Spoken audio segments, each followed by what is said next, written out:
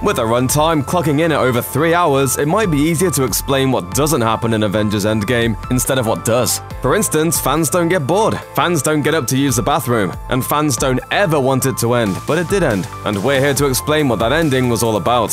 Here's the ending of Avengers Endgame explained, with lots of spoilers ahead.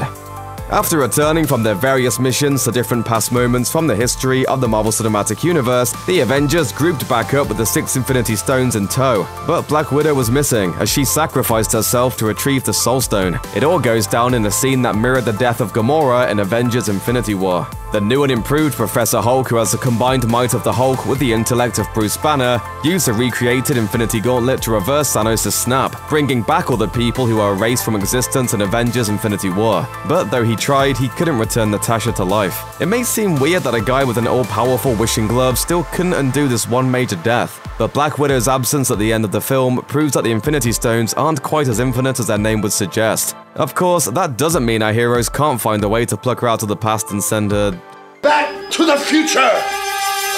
Okay, so here's where things get weird. On their trip back to 2014 to get the Power Stone, seen in the beginning of Guardians of the Galaxy, our timeline's Nebula was captured by Thanos, who secretly replaced her with the evil 2014 version of Nebula. Having infiltrated the Avengers headquarters, evil Nebula then summoned 2014 Thanos and his armies using the time machine. They blew everything up, with evil Nebula getting a hold of the new Infinity Gauntlet in a callback to the original comics. But then the good Nebula from the real timeline shot her younger evil self stone dead. Luckily, this didn't affect the good Nebula at all. So what does that mean? It proves our heroes' pasts can't be changed, and that alternate universes are probably something the MCU is going to need to sort out in Phase 4.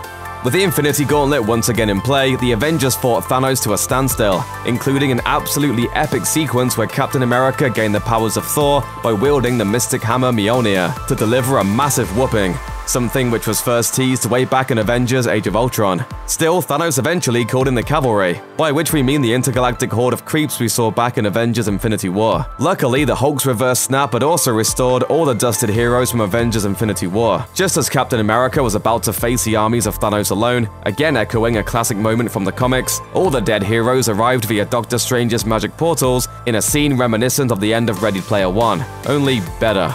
Plus, the arrival of all the heroes allowed Captain America to finally deliver the team's signature catchphrase from the comics, Avengers Assemble, something fans have been waiting for the last decade, especially after Marvel did a freak-out tease at the end of Age of Ultron.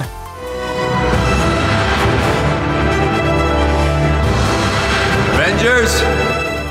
In the end, you knew it had to come down to Tony Stark versus Thanos for the fate of the universe. After all, the showdown had been teased way back in Avengers Age of Ultron, and luckily Tony was clued in to his big chance because Doctor Strange was there to give him the finger. No, not that finger. Just an index finger to note that this was the one chance in 14 million for victory that he had foreseen in Avengers Infinity War. Stark didn't disappoint, taking the Infinity Stones from Thanos and using it to snap the big purple meanie out of existence along with all his minions. We learned in Guardians of the Galaxy that mere mortals cannot harness the power of the Infinity Stones though. Fulfilling that cosmic promise, the strain was too much for Tony. He died a hero and was given a hero's funeral attended by everyone who was anyone, including Nick Fury and even that kid from Iron Man 3. As for why it had to be Tony who saved the day and bit the dust, well, he's the guy who started the whole MCU back with the first Iron Man movie. He's been the heart and soul of the franchise, and without Tony making the ultimate sacrifice to save the universe, it just wouldn't feel right. He may be gone, but he will never be forgotten. I am Iron Man. Following Tony's funeral, Captain America was tasked with returning the Infinity Stones to their proper places and time, in order to ensure that no more alternate universes were created. But in a big twist, Cap decided not to come back from his time travel jaunt. Instead, he returned to the 1940s so he could finally have that dance he promised Peggy Carter back in Captain America, the first Avenger. And then he stayed there, apparently marrying her and living a long and full life. You're gonna need a rain check on that dance.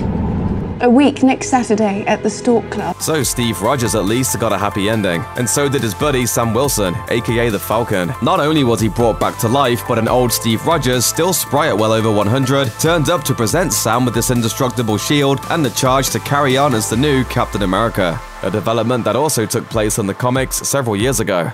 Tony and Steve might be gone, but one of the big three may apparently still be moving forward in the MCU. After wallowing in self-pity throughout the whole film, Thor finally seemed to get his act together at the very end and decided to head into space with the Guardians of the Galaxy, leaving Valkyrie behind as the new leader of the Asgardians. We also got a hint of what we might see when Thor and the Asgardians of the Galaxy return in Guardians of the Galaxy Volume 3, as their final scene showed Peter Quill searching for the location of the 2014 version of Gamora, who came through the portal with Thanos but vanished after the final battle. But that's just one of several loose ends Marvel will have to tie up in future movies. We won't have to wait long to see the fallout from Avengers Endgame, as the teasers for Spider-Man Far From Home suggest Peter Parker and Happy Hogan will be dealing in very different ways with the loss of Tony Stark. They aren't the only ones with things to work through though. After stealing the Tesseract again, Loki got a second chance at life that seems likely to be explored in the upcoming Loki series on Disney's new streaming service, Disney+. Likewise, Hawkeye has his family back, which is likely to be explored in the upcoming Hawkeye series on the same service. Meanwhile, Wakanda suddenly has its king back again. That's probably one king too many though, because whoever's been running the show for the last 5 years in T'Challa's absence, M'Baku maybe, might not want to just hand the throne back over. And then there's Black Widow, who has a solo film in development, even though she's dead. Will the heroes rebuild a time machine to bring her back? Will the film be a prequel? Will we find out she was a life model decoy this whole time? So many possibilities. All told, the Avengers saved a lot of lives and won the day. But that was the easy part. Picking up the pieces is likely to be the hard part, and we can't wait for Phase 4 to begin so we can see just how they do it. Check out one of our newest videos right here. Plus, even more Looper videos about your favorite Marvel movies are coming soon. Subscribe to our YouTube channel and hit the bell so you don't miss a single one.